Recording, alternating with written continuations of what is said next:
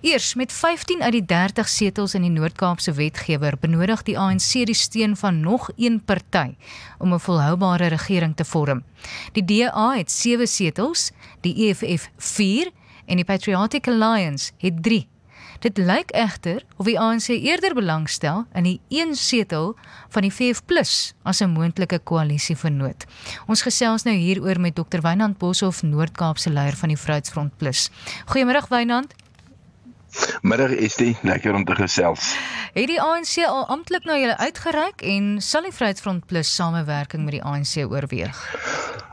En nee, daar was nog geen amptelike gesprekke gewees nie. Ek moet nou sê daar soos op federale vlak het ons 'n onderhandelingsspan saamgestel wat met ander partye praat en natuurlik daar op nasionale vlak en dan in die provinsie, dan kom die provinsiale leier by. So sodra daar amptelik oor die Noord-Kaap gepraat word, sal ek betrokke wees.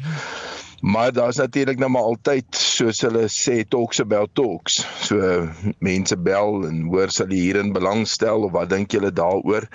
Nou 'n belangrike ding vir die Vryheidsfront is die Noord-Kaap is tot 'n groot mate kan jy sê deurslaggewend in die hele vryheidsstrewe, omdat 'n mens oor 'n lang periode al gesê het, maar 'n groter mate van selfbeskikking vir Afrikaners is moontlik in die eilbevolkte deel van die Noord-Kaap as wat op ander plekke met geweldige bevolkingskonsentrasies is.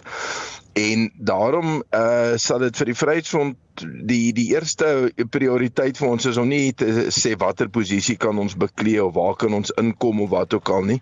Ons sê deurgangs, ons is daar vir vryheid en ons moet doen wat ons kan doen om vryheid te bevorder. Daar is dus natuurlik konkrete dinge wat in Orania en ook in ander plekke gebeur en ons wil graag die vordering wat dit betref bevestig en daaroor het ons nog altyd 'n goeie verhouding gehandhaaf in die provinsie met die regering. Hierdie bied vir ons nuwe geleenthede om goed te bereik wat tevore dalk nie vir ons binne bereik was nie.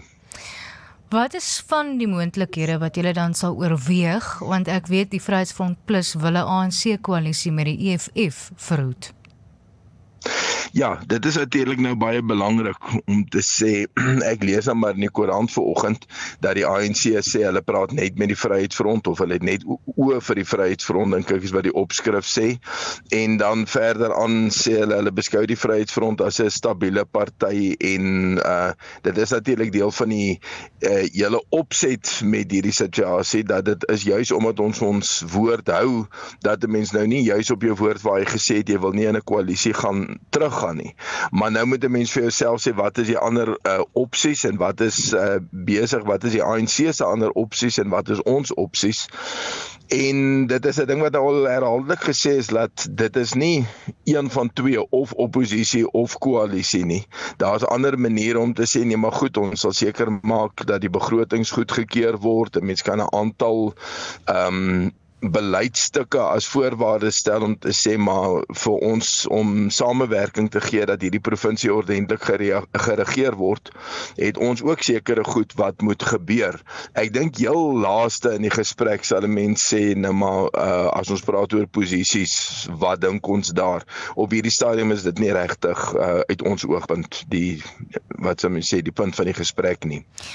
Ek dink jy som dit baie mooi op, Wynand, waar ons onsself nou tref van praatjies oor praatjies wat ons ook in die media waarneem. Gesprekke wat nog moet plaasvind, wat ook nie noodwendig al plaasgevind het nie. Jy dien ook op die Vryheidsfront Plus se dagbestuur. Is daar al 'n besluit geneem oor die VF+ se deelname aan 'n moontlike koalisieregering of regering van nasionale eenheid? Ja, dit is die goed waaroor hierdie paneel waarvan ek nou net deel is, as dit in die Noord-Kaap gaan moet daaroor praat met ander partye en dan terugkom na die federale dagbestuur toe van die partye om te sê dit is wat ons ooreengekom het. Natuurlik is ons voorkeur gewees die veelpartye handves, maar die ANC is toe onder 50% gedruk, nie deur die veelpartye handves nie, maar deur MK, en dit het 'n totaal nuwe speelveld geskep. Ek wil nou nie die goed sê wat elke ontleder en elke ene wat selfs nie ontleder is nie ook self kan sien nie, maar dis 'n nuwe speelveld wat as iemand maar nou sê hy dit voorspel, wil ek vir hom sê, ek dink jy het 'n bietjie terugwerkende wysheid opgedoen. Om skielik vir jouself te sê, jette, ons hoop die ANC bly in beheer met behulp van beter partye, pleks van slegter partye. Ek praat nou maar so van die algemene praatjies, ek sê dit nou nie as 'n Vryheidsfront uitspraak nie, maar wat jy so hoor, as jy nou in die winkel deur iemand gestop word, sê, sjoe, ek hoop net ons kan die MK en die EFF hier uithou. So dit is 'n baie belangrike rol wat ons het van die Vryheidsfront se kant af ook, om dit te doen waar ons kan. Ons kan nie bekostig om daai partye met hulle revolusionêre inslag nou in die regering in te bring nie. Hulle sal eenvoudig die ANC na links dwing, terwyl partye wat ten gunste van desentralisasie, ten gunste van die vrye mark, ons wat 'n baie spesifieke belang het by Afrikaner belange, ons wil nou juis weer die pendulum in daai rigting druk. So kom ons sê 'n totaal nuwe toneel vereis van jou om 'n bietjie, jy weet, diep te grawe om te sê, okay, presies hoe reageer ons hierop?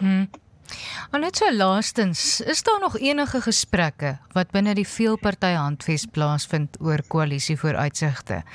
Hoe lyk daardie verhoudinge op die stadium?